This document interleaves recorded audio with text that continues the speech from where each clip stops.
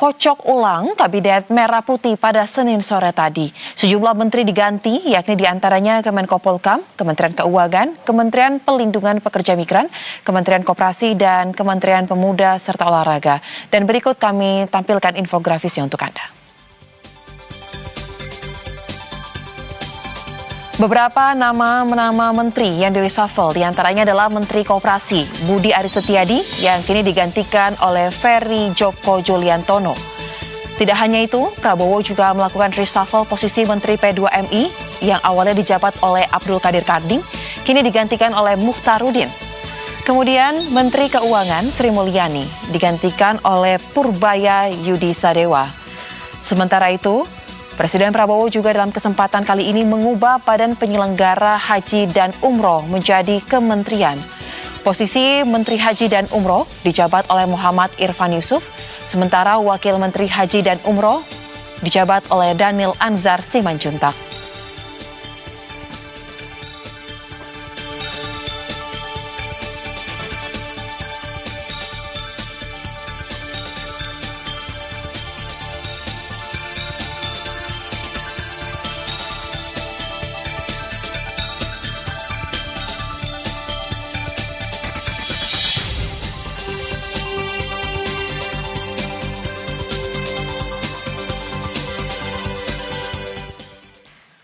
Sebelumnya, perombakan kabinet diumumkan oleh Menteri Sekretaris Negara atau Mensesnek pada Senin sore. Ada 5 kementerian yang dirombak oleh Presiden Prabowo Subianto. Berbagai pertimbangan, masukan, dan evaluasi yang dilakukan terus-menerus oleh Bapak Presiden, maka pada sore hari ini sekaligus Bapak Presiden memutuskan untuk melakukan perubahan susunan Kabinet Merah Putih pada beberapa jabatan kementerian. Di antaranya yang pertama, Kementerian Koordinator Politik dan Keamanan. Yang kedua, Kementerian Keuangan.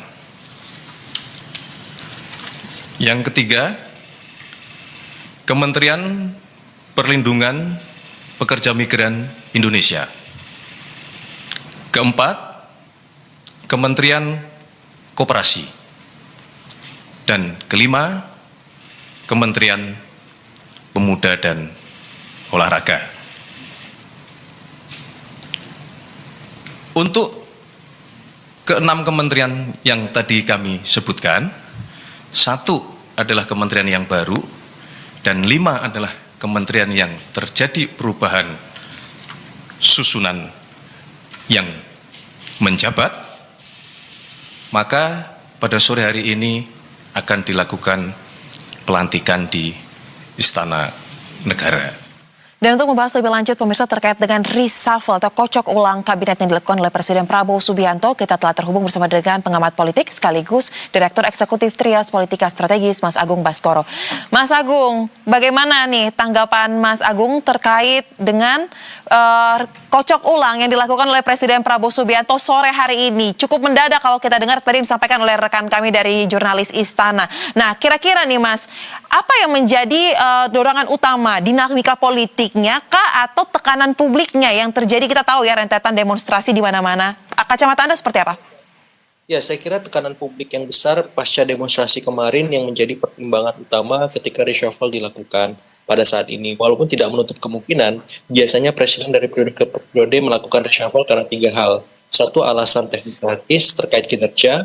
Yang kedua, alasan politis, timbangan kutub-kutub politik di kabinet maupun di parlemen, ya. Kemudian yang ketiga terkait alasan yuridis. Jika ada 1-2 menteri yang tersangkut kasus. Nah, ketiga pertimbangan itu saya kira juga berkelindan dengan ekosistem politik yang kemarin ada dengan besar dan gaduh, Mbak.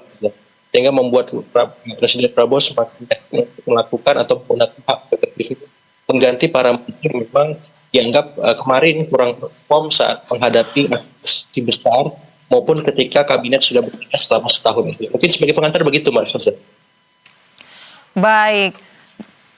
Baik, kita akan lanjutkan ya Mas Agung usai jeda azan yang akan segera kita baik, kurang lebih 2 menit lagi, tapi mungkin satu lagi mungkin Mas Agung terkait dengan yang terjadi reshuffle ini ya.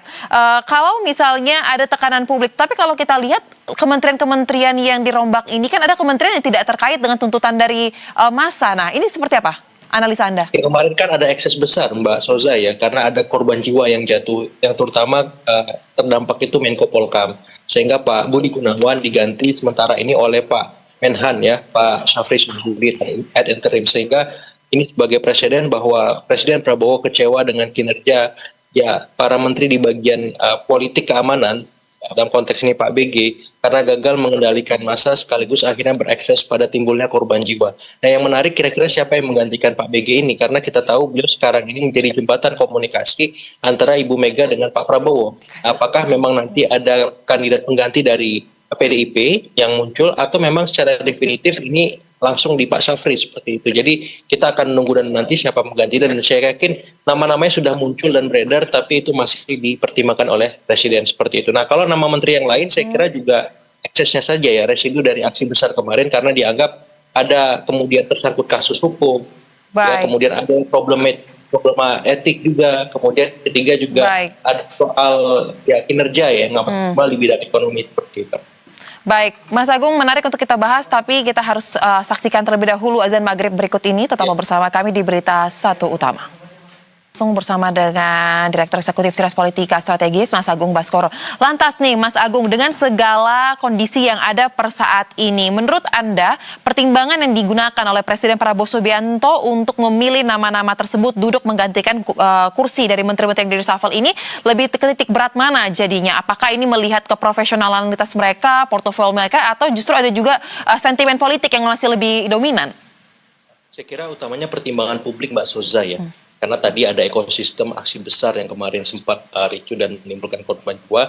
Presiden merespon itu dengan cepat dan saya mengapresiasi respon cepat tanggap Pak Presiden, karena ini sebagai pesan kuat kepada publik bahwa pemerintah serius menindaklanjuti beragam macam tuntutan gugatan publik, utamanya kepada eksekutif soal bagaimana penanganan massa demonstran, soal-soal ekonomi, kemudian soal-soal yang memang problem etik dan problem yuridis, sehingga tidak ada presiden seperti kasus Bang Noel terjadi lagi masa mendatang, karena kita tahu struktur kabinet Pak Prabowo ini kan gemuk. Jadi potensi menteri tersangkut kasus sangat besar. Nah, untuk memitigasi itu, mencegahnya tidak terulang lagi, maka presiden melakukan reshuffle, dan saya mengapresiasi dan harapannya hal-hal mitigatif semacam ini bisa terus terjadi, dalam artian tidak perlu sampai ada menteri yang tersangkut kasus dan itu memberikan noda atau kotak hitam bagi kabinet merah putih ke depannya seperti itu. Baik, tapi kalau kita lihat dari implikasi politiknya nih Mas, ada satu nama Menko Polkam yang memang kita belum tahu ya siapa yang akan menggantikan Budi Gunawan, dan sekarang ad interimnya itu Pak Syafri Syamsuddin. Ini kan Budi Gunawan ini sangat kental dengan kubu dari Teguh Umar. Nah, dengan ketidakadaannya dia di dalam kabinet ini, apa implikasi politik yang bisa Anda baca? Iya, bukan hanya Teguh Umar sebenarnya Mbak Soza ya, Pak BG Teguh Umar, tapi juga Pak Budi Ari Poros Solo ya. Jadi dua hal ini disebabkan karena penggantinya Pak Budi Ari ada Pak Ferdiantono yang itu Poros Hambalang.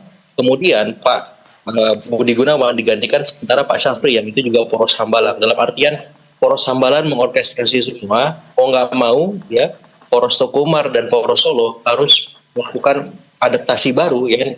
Pasca pandemi ada new normal namanya, pasca reshuffle ada new normal baru juga semacam itu, sehingga pada satu momen ada kesepakatan bersama kira-kira siapa yang akan menggantikan posisi yang sudah ditinggalkan masing-masing anggota Poros Solo maupun Poros Teguh Umar, atau memang ada posisi lain yang ditawarkan untuk ya mengkompensasi kehilangan anggota Poros masing-masing semacam itu. Tapi yang jelas balancing of power ini dilakukan Pak Prabowo secara bertahap agar apa? Agar publik yang menjadi mandat dari aspirasi dan kekuasaan beliau tidak kecewa. Itu yang paling utama.